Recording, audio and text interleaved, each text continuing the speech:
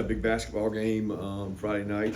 Our basketball team will be hosting Georgia Tech, so you can buy those tickets now in Stegman Coliseum. We're off to a great start Friday night at 9. And then also it's Dog for Pups season for Giving Food Drive. That's an initiative our players started years ago and have followed up on. So as part of the Dogs for Pups community engagement, we're encouraging DawgNation to join us by giving to the Food Bank of Northeast Georgia. Non-perishable items can be accepted there here at Buttsmere through November 21st. So our players really appreciate the Dogs for Pups season of Giving Food Drive, which will be going on until the 21st of November. With that, we'll move on to Texas. So we got a big matchup. A lot of respect for Sark. He's become a good friend of mine. He does a tremendous job. He's at one of the premier programs in the country. He's been successful everywhere he's been. He's done a great job, and I enjoy his friendship and look forward to another great matchup on Saturday night. Coach, you mentioned your relationship with Coach Sarkisian. Now that Texas is in the SEC, we've seen you guys go head-to-head for a number of recruits. I guess Arch Manning among them. SEC Media Days, they dropped a couple of recruit announcements that day. I mean, just how competitive is Texas on the recruiting trail, and how big are the ramifications from the outcome of these games? Yeah, I don't know how the games tie. I mean, the recruiting they recruit nationally. I mean, a lot of coaches have gone to Texas and just recruited the state of Texas. I think Sark and his staff have reached out both West Coast to California all the way down to Florida. They've gotten some guys, and they've gotten some guys from Georgia. We've gotten some guys from Texas that we think are good players. So it's all, in the eye of the beholder in terms of who you go after and who you win. And certainly recruiting wins tie into the future of your program and the success of your program. Yeah, Coach, this offense from Texas has had kind of a revitalization over the last 2 or 3 football games. What have you seen from the quarterback, specifically Arch, his development over the last several weeks? Yeah, he's playing with more confidence. I think number one, he's getting better protection. He's seeing things well. He's making good decisions. He's getting the ball out of his hand quickly. I mean, he's maturing. He's had an opportunity to play and grow, and you don't really get that until you get out there and play. He played a good bit last year, but the kind of games he's had to play in this year, just a different stature in terms of the SEC gauntlet. And you watch game by game. I watched yesterday each game throughout the year and watched him just grow and play better. He's extending plays. He's doing really well with scrambles. Keeps his eyes downfield. Doesn't look at the rush. He's made some really impressive wow throws, and they're playing better offensively. Yeah, you guys obviously recruited Arch. What stood out about him during his recruitment process, and what do you remember about it, just given the, I think, celebrity nature that comes with him in that last name? Yeah, it really wasn't about the celebrity nature of the last name. It was about the tape. Have a good relationship with their family. I've known his dad for a while, his uncle for a long time, and his grandfather. They've got a wonderful family, but it has nothing to do with his recruitment. His recruitment was based on he's athletic, he's fast, he's tall, he's intelligent, he's got composure, he's got arm. I mean, he can do it all. He can run the ball, he can throw the ball. In this day and age, you got to have a quarterback that can do both. He can, and I think he's got great composure. He's not really affected by not many things. Even the way he's managed the hype and expectations of what he was supposed to be this year, none of that was. He didn't call any of that to come to him. It's just what the outside sources did. And it doesn't seem to have affected him. He knows he's got to grow and get better, and I think Sark's done a great job kind of bringing him up and allowing him to develop and get better. What was your pitch to him to try and come to Georgia at the time as you were? I don't really know about a pitch. I mean, it's relationships. I mean, right? I got to know him. Our staff got to know him. He came over here a lot. He was very honest and had his thoughts about both programs. He liked both programs. He had to pick one. I mean, there's no sales pitch in terms of that. Yeah, Texas comes into this game second nationally in run defense. Just what stands out to you about how they've been so effective in that area? Yeah, they were really effective in that area last year. They're built on the line of scrimmage. They're built to be physical. They fit things really well.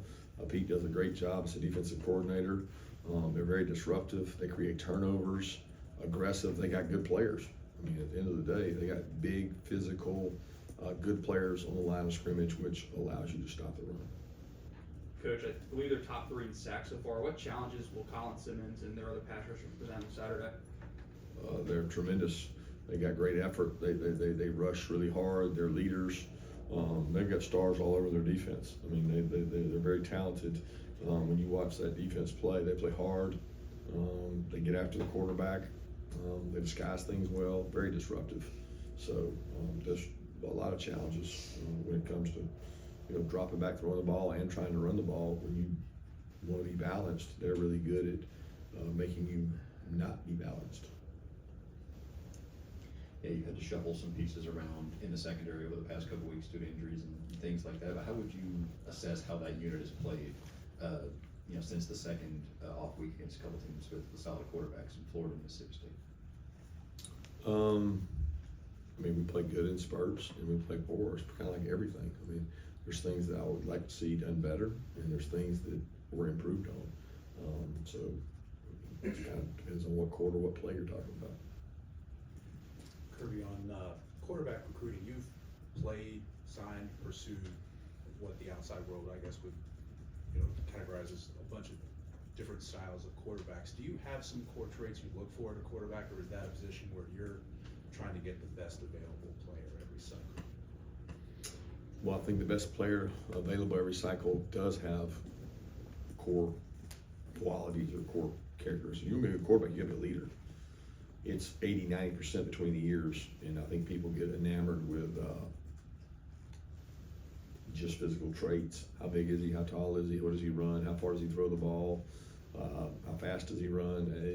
A lot of those things, I mean, they matter, but they don't matter as much as what does he do when there's a guy free running at him? What does he do when the shot clock's got 3 seconds left and he's got to make a decision on which way to slide the protection? I mean, there is so much that goes into playing that position that is not talked about, and a lot of them aren't really qualities we can measure without having them in our program. So we don't have a cookie cutter like this is what we're going after. We want to go after people that can lead our team. If they have a skill set that's unique and that we think can make us better, then we want to grow them within our program. They're going to be the face of your organization, so you want to go after the right kind of person, and they're probably the sole person that makes the most decisions outside of the offense coordinator, defense coordinator during a game. So you want to get the right guy from a mental makeup. Kirby, you asked specifically a couple questions about our Arch. What has Gunnar brought to your offense as a first-year starting quarterback? Toughness. He's brought wisdom. He's brought consistency. He's made good decisions with the ball in terms of keeping us out of bad situations. I mean, you look at it, he's avoided quite a bit of sacks. He's avoided catastrophic things like turnovers, and he's made plays with his legs, and he's made plays with his arm. So, I mean, I think he is he's improved throughout the season, and continues to do that, then it's going to make us very hard to defend when he plays well. Speaking with KJ here in a bit, what's been his biggest area of growth since stepping foot on campus? Probably leadership. I mean, if you say this year, I would say his growth has been in leadership. I'd say his freshman year, it was probably in add some bulk and some size, and he's done a really good job of that in the off season. He's fighting to maintain that throughout the season, because we like for him to play in that 195 range. He works really hard at that, but his biggest growth this year is in being in a room where he has to step to the forefront and be a leader and communicate more. Where he relied on other guys to communicate in the past, he is the lead communicator on the back end now, and he's done a nice job of that. Yeah, Coach, I've heard you and other coaches mention how you almost have to nowadays have a quarterback that can run the football and add and balance counts. What have defenses done to kind of force that, to almost require that to have a dynamic run game? Well, I just think defenses are hard to run on without the extra element. I don't know that they've taken more chances. Offenses can become more predictable when they're not using their quarterback's legs. But I mean, I don't know that there's a team we've played this year that hasn't used their quarterback's leg like everybody does. You say, well, that quarterback can't run. They still use them. They still get him out of the pocket and use him to run the ball. So that advent has come about because rushing the ball matters. I don't think that advent has come along because defenses have evolved to the point they stop people from doing it. It's just we have to be able to get some situational runs, red area, third down, goal line, whatever you call it. You need creative ways to run the ball to stay ahead. Coach, just want to get your latest update on Lawson, how he's doing, and also Drew Bobo and Gunnar Jones. Yeah, Drew had a pretty bad laceration on his finger. He's patched up and ready to go with practice today. And Lawson is doing well, and I think he's gonna make a good quick turn, but we'll see. First game on Saturday without Jordan Hall. What did you make of how the defensive line played against Mississippi State? Yeah, they did a good job. I think they played kind of, inspired about him not being there and wanting to play well because he wasn't there. It's tough on Jordan. He's a leader in that room, and guys missed him, and we had to increase the snaps to some other guys. How much do the wins last year over Texas impact this game at all? Do you look for tendencies? Does it maybe give this team some confidence knowing that they've beaten Texas before in big time situations? Yeah, this team didn't beat Texas. That team, and this Texas hasn't played this team of ours. So two completely different teams in my opinion. So it has zero effect on it. Yeah, how have you seen the pass rush continue to develop over the past couple of weeks? About some sacks and some pressure on Saturday, and what are the challenges of rushing a guy like Arch who can make plays with his legs in the scramble game if you're not careful? Yeah, it's a challenge every play. There's 6 gaps, sometimes 7 gaps up there you got to fill, and you can't fill them all. So you got to rush intelligently and violently, and those two don't always mix. So it's hard to do that and contain the quarterback. We've had some opportunities to get sacks that we've capitalized on. We had a couple chances on normal down stuff the last week with Mississippi State's style of play, but it'll be key this week for sure because Arch is really good. They're really good at protection. They know what they're doing. They've got different protections, and it's a challenge every week for our defense to try to affect the quarterback. Coach, where's been the biggest improvement you see from this team over the last few weeks? I don't know if I can specify one area. I think I've been really proud of the consistency in practice. So I don't know that that's an improvement. I think that is a staple of this team. They have committed to practicing the right way and improving in a time when some teams are going the other way. Kirby, what goes into the timing now of freshmen, Zayden Walker, Landon Rolden, Elias Williams getting more snaps? How much of it is what you see on the practice field? How much of it is game planning? I think some of it's opportunity. Injuries in some of those cases have brought that about.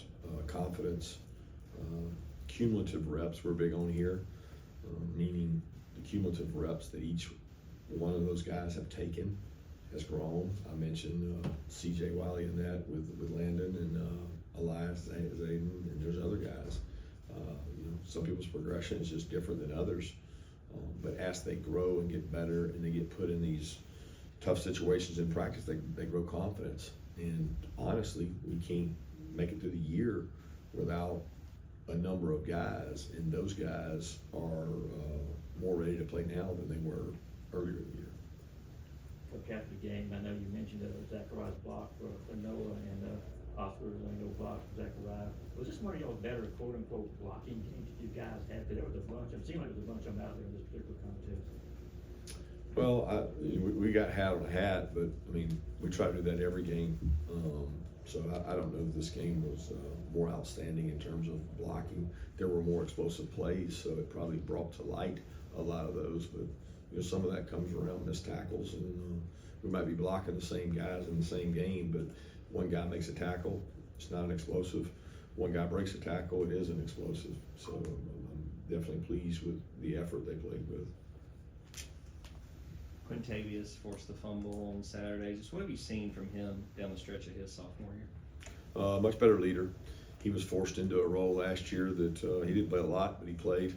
And with the guys we've had leave at that position or go to the NFL, he's grown. He's grown up a lot, and he grew up quickly. And really proud of the way he owns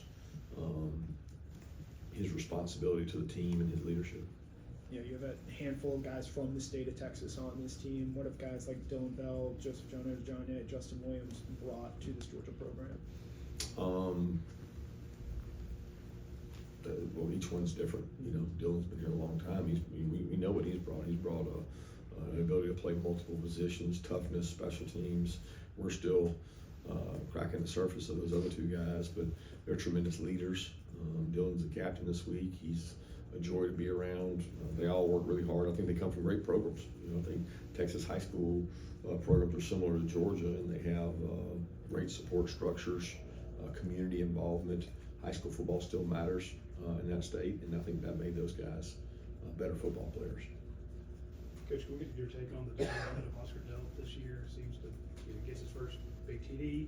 And then also, what is your vision for Elias Williams? He also seems to be coming on strong lately. I think both those guys are playing well. I think Hartley and Lilly and those guys have done a great job with the development of Elias, but also with Oscar. I mean, he was not a completed player last year, and he came back with a purpose of getting better. And I think he just loves Georgia and loves the team, and he's so fired up every game to do whatever role you ask him to do. I mean, he's just as excited about his downfield block for a touchdown as he is his catch for a touchdown.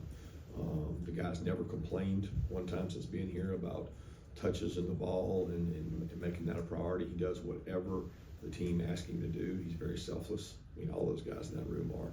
And I think he should take some ownership in Elias's growth, because he and Lawson both show him how to work, how to do things, what the standard is at Georgia, and they compete with each other to make each other better. Well, Coach, what have you thought of the development of this offensive line throughout the year? It seems like they've gotten healthier, and later in games they seem to be fresh and looking for an opportunity to go finish the game. What are your thoughts on the development this year?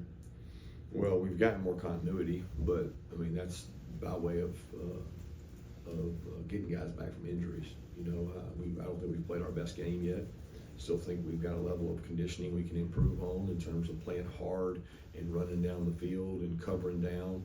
I'd like to see more guys in that front group do that. Some of them do, and some of them can improve on it. But I like the depth piece we have, and if we stay healthy, we've got ability to play up to 7 or 8 guys. It's just you don't control the health part of it. Time for one more question. Kirby, to your left, what DNA traits, common themes do you see in a Steve Sarkisian-led offense?